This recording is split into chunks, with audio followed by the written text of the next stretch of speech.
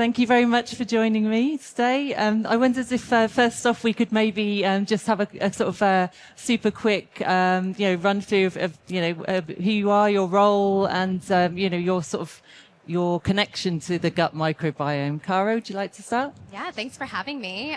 So I'm Cara Seidman. I'm a registered dietitian, spent many years working in gastroenterology health, and moved into the microbiome space. I work for Resbiotic as our VP of Science, where we are doing exactly this, creating products targeting the gut x-axis, as we call it, targeting systems and not just symptoms. Hello, everyone. I'm Urbi Pathak. I'm an analyst in Lux Research, which is a research advisory and consulting firm. And we study the emerging technologies across the entire value chain. So includes ingredients, processing technologies, downstream CPG, food and beverage brands. So in the process, we talk to different startups, different big brands that are developing products. And in the process, try to understand what are the challenges while formulating, be it in the gut microbiome or any connected access. So yeah, nice to meet you all.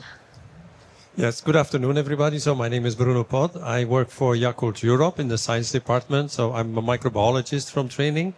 And, we do research in trying to confirm some of the effects of probiotics, obviously, in the clinical population.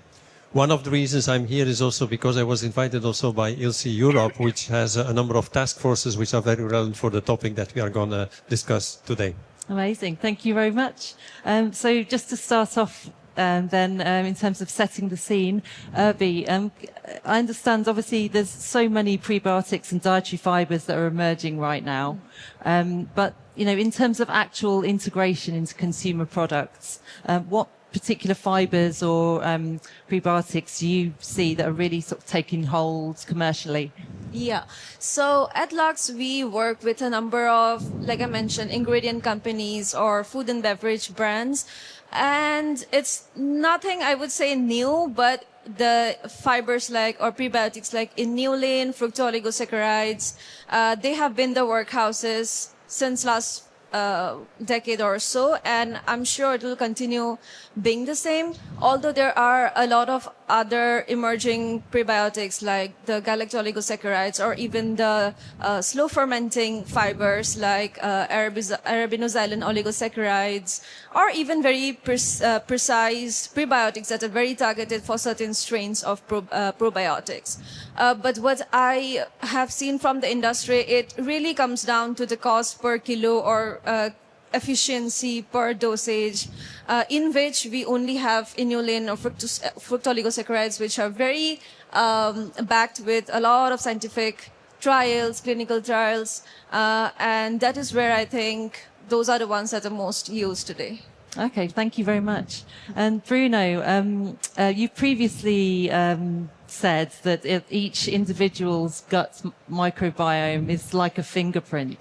I'm really interested in that. Could you sort of outline the implications of that, that sort of uniqueness from a research and an NPD perspective? Yeah. So, this morning there was also an interesting session where they've briefly discussed about personalized possibilities in intervening in the gut microbiome. And the answer was actually there's a lot to learn. So I think we need we are just at the early stages of understanding how the microbiome as a complex ecosystem is working. So far we've been looking at who is there, but what is more important is that we start to understand what are they doing there. And once we have that knowledge, I think it will be much easier to identify lacks in metabolism, lacks in pathways. And based on that knowledge, I think it would be much more easier to design mixtures of pre and probiotics that may actually help to remediate those shortages. On the other hand, I think the information that we have today is already useful. And the suggestion was made this morning that we could already experience with those differences. And I think this was a really interesting suggestion in personalized approach, because some people will react much more heavily on, for instance, high doses of fiber. Others will easily take in high doses without any problem. And so that is also a level of personalizations that we can already realize today, I think, without needing this really deep knowledge about the metabolism and the ecosystem. Absolutely, yeah.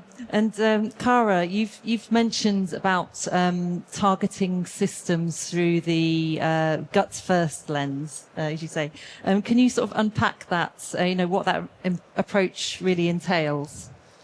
Yeah, I mean, kind of piggybacking a little bit off of that, we, especially at Resbiotic, we're taking this next generation of microbiome solutions, looking at what are you currently struggling with versus what are you proactively trying to prevent? Because I think that's where the microbiome tends to give a lot of insight, since we know it sits at the foundation to just about every system, from lung health to brain health, as we just learned about, to even bone and joint health. And so it offers an opportunity in the interventional toolbox to modulate the microbiome, to offer precision strains where we are understanding the functionality, because it isn't just about who is in the gut, but what are they actually doing or what are they not doing that could be dysregulating those systems beyond. And so from a product approach or a product development standpoint, not only do we focus on understanding the functionality of our strains, we then take a vertically integrated approach from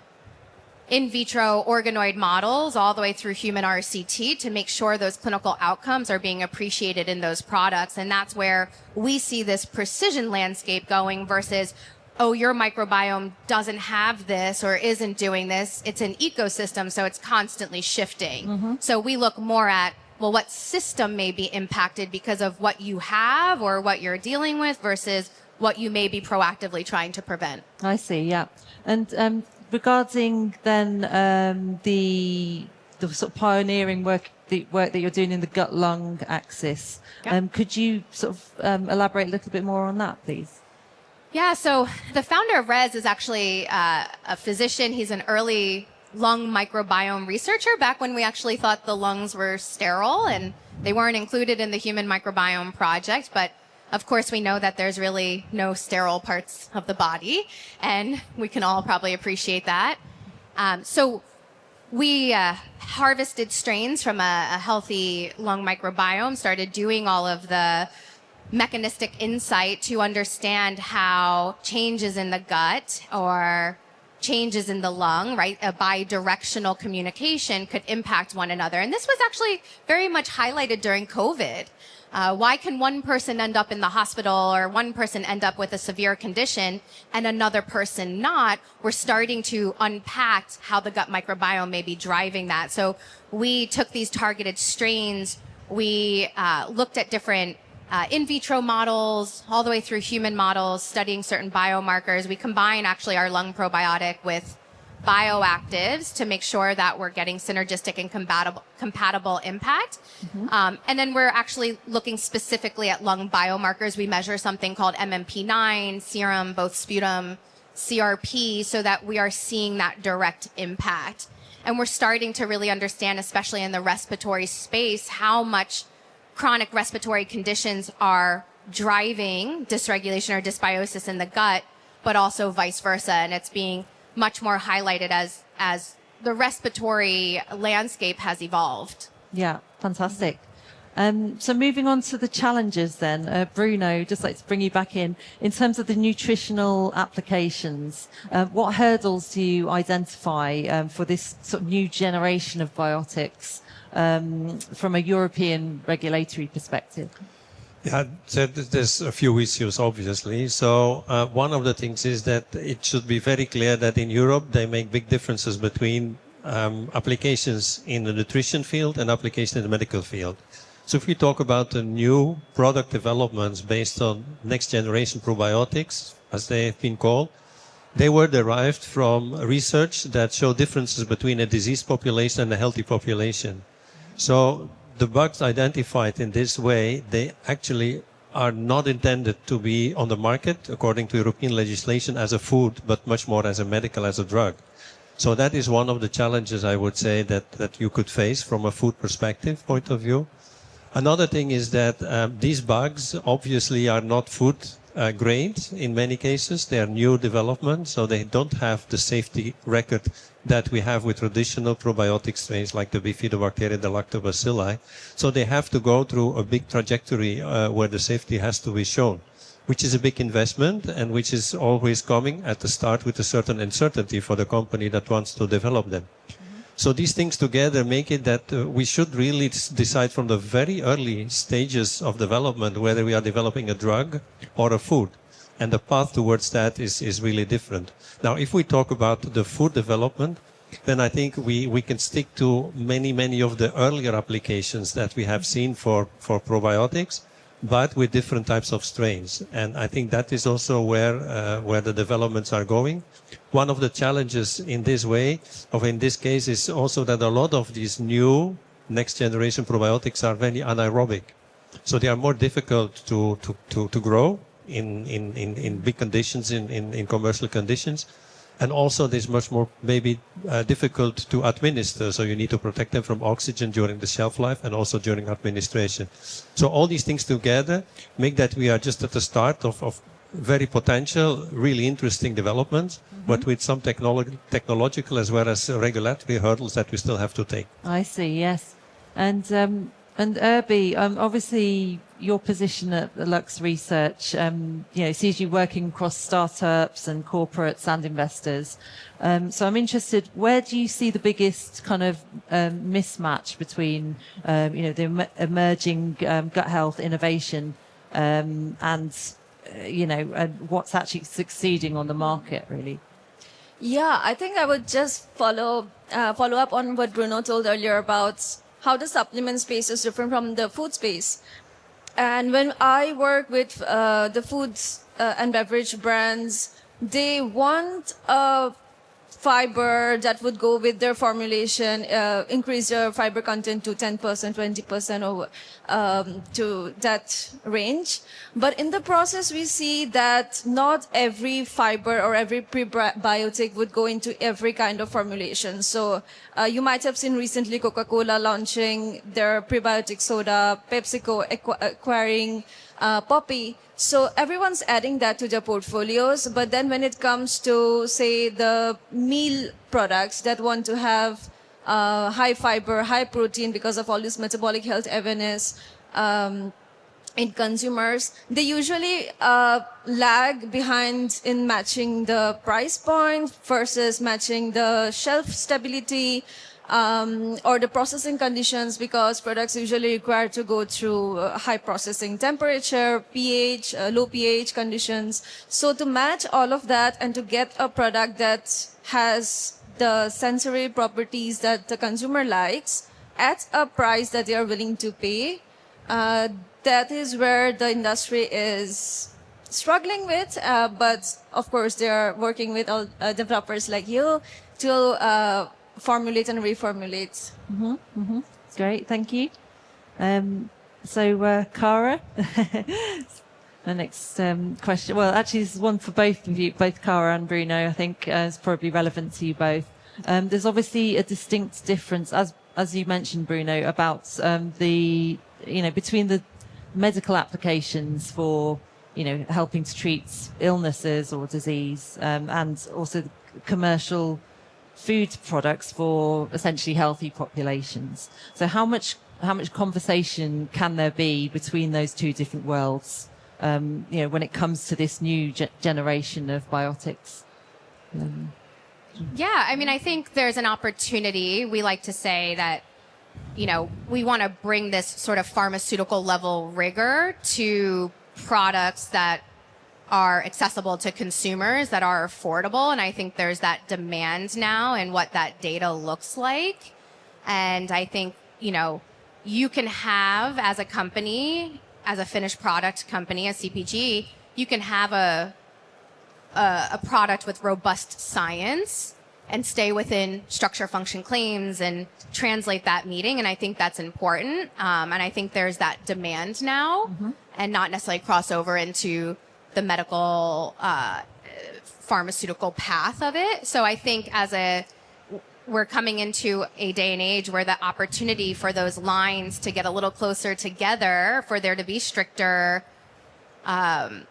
substantiation and data behind products is exciting. And it's something that is a huge mission behind everything that we're doing, is how do we bring that level of rigor but still keep everything accessible and affordable. Because when you move to drug development and pharmaceutical development, maybe effective but expensive, slow to market, inaccessible. Whereas on the supplement side, we generally have more symptom focus, less validation, and there's distrust. I think we know, what's the statistic? 95% of consumers say they want science-backed supplements. So how do we start to bring that rigor with accessibility? Yeah. And what's your take on that, Bruno? Yeah, well, it's an interesting question, and I think there's homologies and there's differences. To start with the homologies, I think both need a really scientific approach. This is a completely new field. Well, it's not completely new, but it's evolving very fastly, and we are generating a lot of new science, which could be helpful in the development, optimization, as well as the drugs at the food area. I think the clinical trials that will support the clinical endpoints might be somehow the same. The difference, though, is in what is a drug and what is a food. For a drug, for instance, simply you will accept some side effects. It will be administered in a short period of time to diseased people. While a food is developed actually to maintain health much more than cure or prevent disease. And therefore you will not accept any side effects as well. In a medical preparation, you talk about specific doses, which should be really strict and which could be depending on the disease. While in a food area, people go to the supermarket, buy a probiotic, a prebiotic, a postbiotic. They just take it at the time they want, at the amounts they want. So it should be completely safe. So these differences will determine, again, the development track that you will need to follow as a company in new product development. And will somehow be in parallel in the sense that you need scientific rigor, but in the end, the product which will be on the market will have a different application. In Europe, this is well separated. In the United States, FDA is looking at both dossiers. And for me, it's not clear yet how they actually deal with that. I mean, you have to decide as a company from the start whether you go for the drug route or the food route in the United States as well. While in principle, if the strain is doing some, or the product is doing some particular, has a particular effect, whether this is then in a drug area or a food area, depends on the same clinical support, I would say. And that is where I think things are not really clear on the regulatory point of view also today. So how does that impact clinical trials then? Like, what's the difference between the two? Is there a very distinct difference between like medical trials and trials? Not necessarily in terms of how the trials are run. We are still using disease populations in our product trials. Obviously, your claims are what's different. Drug development has much lengthier process when it comes to clinical trials and multiple, where you can have one clinical. Most supplements don't have any finished product validation. And I think that's where the difference is there are regulations from a regulatory perspective, what you can and can't say, and how you do substantiation, but it is not required for a supplement, for a CPG product or any of that to go through RCT. Most are using ingredient level data. And I think that's where the differentiation comes in from an NPD perspective, and especially in the microbiome space where we are looking to more targeted effects, because we know probiotics, postbiotics, prebiotics are selective. They have very specific functions.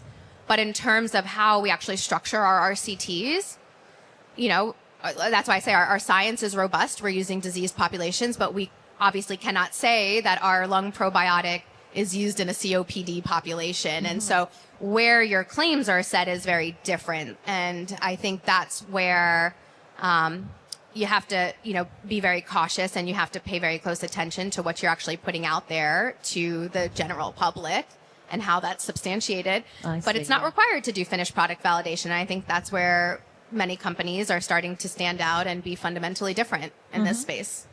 Yeah, I would agree that in terms of robustness of the clinical trials, you should use the same standards. Yeah. However, the target population, especially in Europe, is quite different. So EFSA, the European Food Safety Authority, if you want to do a clinical trial to support a claim, you need to do it on a healthy population. Yeah. Now, the question is, of course, how do you show additional health in already healthy population? The biomarkers that you have, for instance, whether it is blood pressure, whether it is all kinds of traditional biomarkers that you have for health, they vary already within the healthy range. So how do you change a healthy range if it is already a healthy range. So that is one of the things that you will face in a food area. While in a pharmaceutical setting, you in principle are treating a diseased person, so you know that the biomarkers may be out of range, and then it's more easy to show them how to come back to the normal healthy range. And I think that's one of the differences that we face within the food industry, is also that, well, it's additionally, it's more difficult to do that kind of trials. But again, as it comes to the robustness of the science, I think there should be no discussion. It's only the best that should be allowed. Mm-hmm. Yeah. Okay, so I'm going to, moving forward then, I'm going to bring Irvi back in. Just in terms of, do you think that there's a risk that the industry is placing too much focus on microbiome complexity and when simpler interventions might be more effective? I think it's a yes and no. Well, no, because every consumer now knows they want probiotics, they want prebiotics, and that is what is changing the industry, formulate their products and put the right messaging to the consumers. And no, because part of the industry is not yet advanced in terms of when we talk about personalization or true personalization. Yes, we do have a kind of stratified nutrition or considering larger cohorts of population, making targeted solutions for them. But when you think about true personalization, I think what Bruno also brought up earlier about understanding the microbiome and understanding the causality from those microbiome composition, it's still not advanced yet, although a number of companies have got investments. They're working on understanding that, building up AI models to understand those data sets, and also enhancing the population data to even the Asian population now, which was not usually a case years back. So I think industry is also developing from that point. But then if you look from the food industry angle, I think consumers in the coming years will be very aware, educated of not just going after just inulin or just some particular prebiotic, but having blends of different fiber sources so that they get different health benefits, immune health, metabolic health, or other connected access through their food. So mainly like food is medicine approach. So all of these interconnected systems are, I think, growing together in this microbiome umbrella. Fantastic, thank you. And Cara, how far along do you think customers are with the approach of, the gut being the pathway to achieving sort of good health in other systems of the body? Yeah, I think that's a great question, because I think the microbiome has become a household name. I don't think anyone could disagree that our gut doesn't impact, but as I say, we don't often think about the gut and lungs in the same breath, right? We don't typically say, oh, I struggle from asthma. I have to take care of my microbiome. So it's definitely something we've struggled with, is how do you educate the market as a category creator and sell into it? And that's something we're constantly iterating on and growing on. And I think it offers a wonderful opportunity as a brand to stand behind education, not just in your product and your formulation and the science that you're putting behind it, but also to lead education in the microbiome space. Because, I mean, I'm not that old, but it is a newer science. I didn't learn about the microbiome when I was in school. And I think that's really, a testament to how far the science has come, but also how little we actually know. And you've mentioned we're just at the tip of the iceberg. So, yes, like if I ask you who here has heard of the microbiome, everyone would raise their hand and say yes.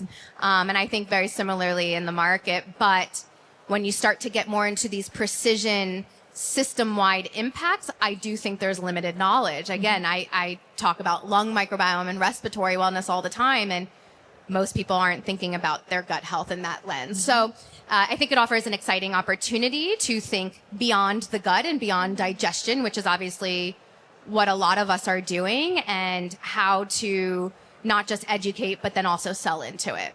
Yeah, absolutely. And Bruno, obviously, Yakult's a pioneer in talking about the microbiome within the CPG realm.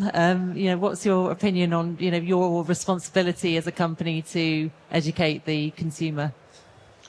So, that's a complicated question. So every year in January, I check the number of publications that have been published in probiotics and microbiome. Today, we are at 24 papers per day on probiotics. Wow. So bringing this message to the consumer is really challenging because it's very broad. I mean, the number of applications, the different fields where probiotics and the microbiome has been linked to is really extreme. So to the sense that some people will start to doubt, is this really true? And this is the danger that we have. I mean, if we are linking the microbiome to whatever possible disease in this world, we are maybe creating problems ourselves of credibility. Mm-hmm. And I think we should be really careful in just communicating on those things that we have been able to show through clinical research. Also be very clear in our communication. For instance, elderly, like myself, we start to lose some of the good bacteria. I mean, at a certain age, this is inevitable. So in those populations, you might achieve more with specific products than in young people, which are very active and are sporty. On the other hand, these people, they may have other desires in terms of support for their microbiome because they travel a lot, because of other reasons.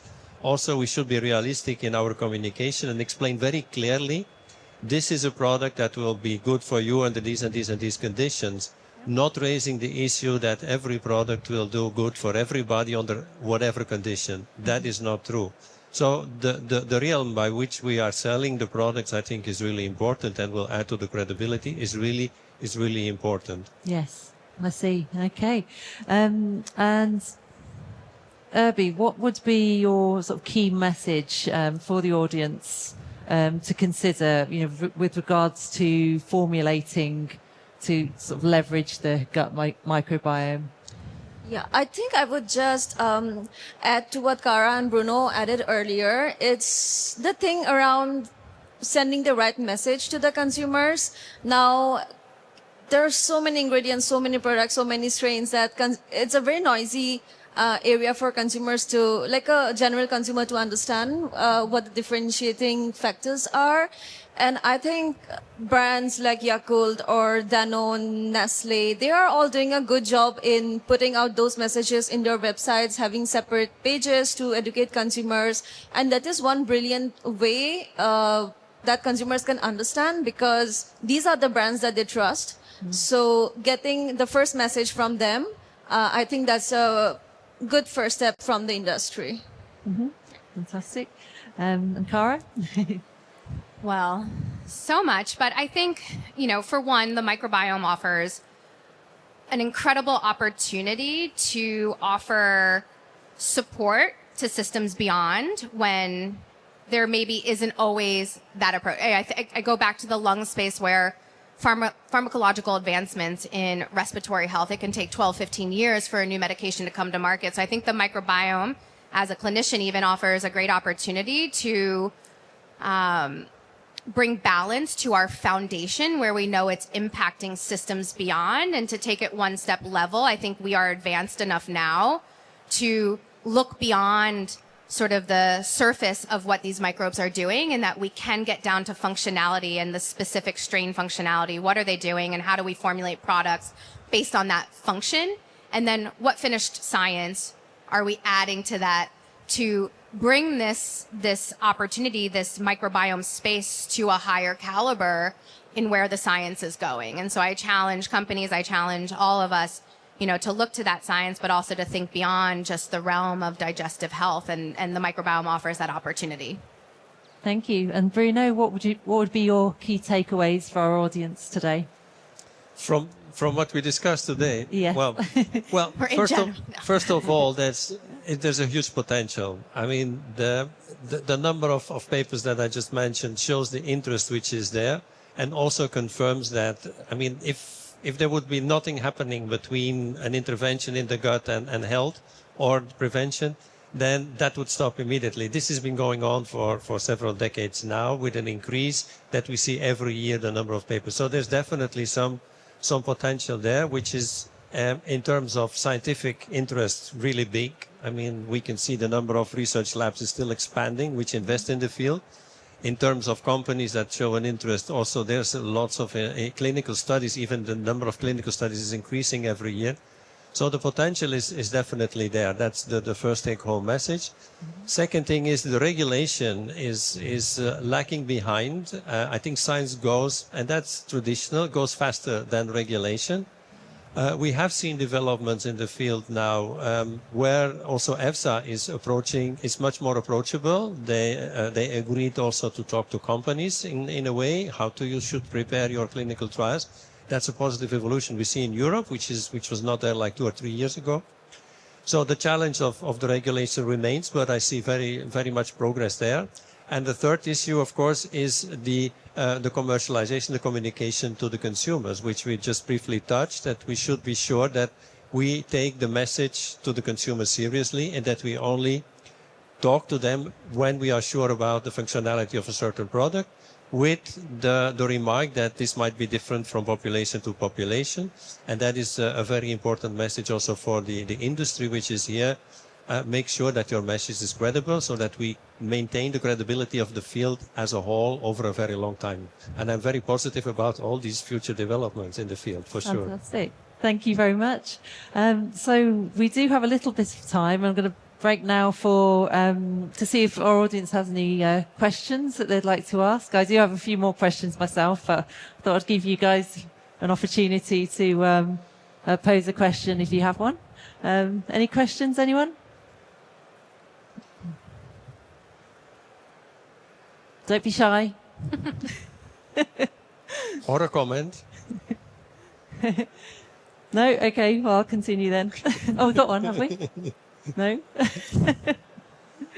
Okay, no problem. So just digging a bit more into the research then.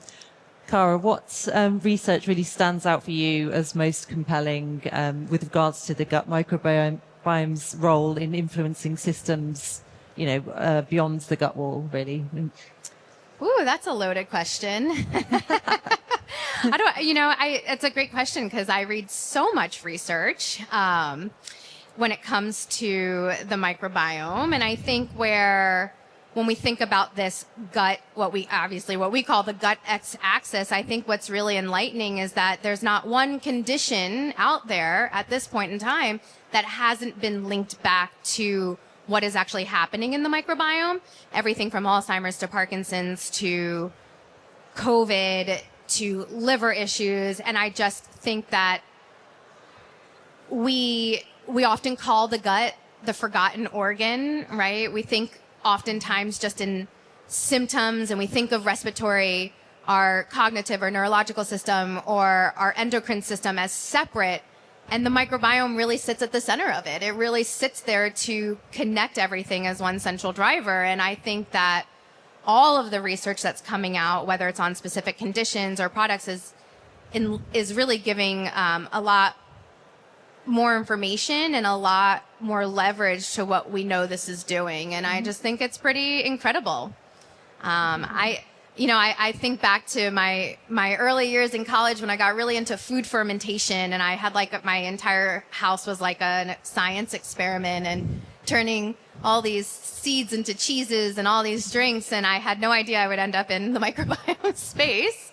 But it's just incredible what these microbes do. They live around us. We are a holobiont. We are more microbial, and it's incredible now that the research is finally catching up to where we have this insight into how it can actually help us improve our health in various aspects of health. So it's very exciting. Thank you. And Irvi, you don't have to stick to the research, but what sort of factors stands out for you as most compelling with regards to the gut microbiome's role? I think some of the developers like Holobiome, or going beyond the gut, like Cara mentioned, to the skin, gut brain, gut immune, all of that, and building how these developers are building biobanks to understand which particular strain would react to what kind of bioactive or what kind of prebiotic. I think that's very fascinating. And me personally, I'm quite curious to see where that development goes and who uses those biobanks or those studies in their products. Fantastic, thank you. And Bruno, what kind of research? I agree on both approaches. I would like to add a third one, which is the fundamental research. So what we have seen is that this field has exploded because of the DNA sequencing technology that changed dramatically and allowed us to look in a much deeper scale to who is there. So the next step is also the technology that will help us to understand what is happening there. And that means metabolomics, proteomics, but also artificial intelligence, able to capture all those data and do something with it. So from that point of view, there's also a role for the academic world, I think, in developing further these technologies. In the previous talk, they talk about flow cytometry as a way to enumerate bacteria. But this is really an interesting development because one of the discussion points in probiotics is you have live microorganisms, you have ones which are still alive but not viable anymore, viable but not active anymore, and then you have dead bacteria. How do you discriminate between them? Because the postbiotics we know have an effect, so even the dead bacteria in a probiotic product could have an effect. So with flow cytometry you can actually discriminate them. Earlier techniques did not allow us to see that. So that kind of developments will help forward the field for sure. So fundamental research remains increasingly important, I think, with new developments that will help us to do the studies even better and come up with more reliable results as well. So also a plea for academics, please continue to invest in this field because this is really important for the whole field as well. Thank you so much. I want to add one thing to this because now that I'm actually thinking of a study. But what I think is exciting about the science is, it's very easy to find strains. Like you can search, I just imagine researchers like yourself, like sifting through stool, being like, that looks different, but what I think is really important when it comes to product development is how do these microbes interact with one another? Because there have been studies done to show that individually you can have a strain show improvement to a specific disease model, and then you combine and they outcompete each other and they completely negate any benefits that they have. We did a study in our lung strains where individually they showed improvement, but when combined, we had greater improvement. So actually the blend of the strains was better. And this is the level of research that we need to do because you can go and pick and do and add, but is it actually improving health? Is it actually having a positive impact on the ecosystem within? And so I think that's where the challenge comes into not just individual companies that are bringing strains to market and grass and building those claims, but as a product that's putting it into a capsule, is it actually having the outcomes that we want? So I think that's a very interesting area from a synergistic, from a compatibility standpoint. Amazing. Well, thank you very much. I think we're almost out of time. Oh, do we have a quick question? Hang on. Do we have a microphone? Just squeaking in there with 1.5 minutes to go. Yeah, just a quick one. I don't know if you can actually answer such a general question, but my question would be, we built brands. We did some stuff in other areas of supplementation. We can't hear you. Sorry, we're having trouble hearing. My question would be, where would you start if you were looking as a brand to get into probiotics or I mean, even that is a bit too general, I guess, but like in the whole sphere of pro, pre, and post. Well, I would say personally, I think we have to think, what is the problem you're trying to solve? What is it that you're trying to build a solution for? And I think that's where kind of what we're all saying is you have companies that have brought strains to market that have done the science. What function are you inherently trying to fulfill? And I think personally, gone are the days of the general probiotic, and personalized is, what are you struggling with? What are you proactively trying to prevent? Even if we don't have the science and ability to, at this point in time, say, oh, your microbiome needs this, because we're not there yet, look more broadly beyond, right? Amazing. Perfect. Yeah. You're right on time. Sorry. Thank you so much to my amazing panelists, and thank you, audience. Thank you very much. Take care.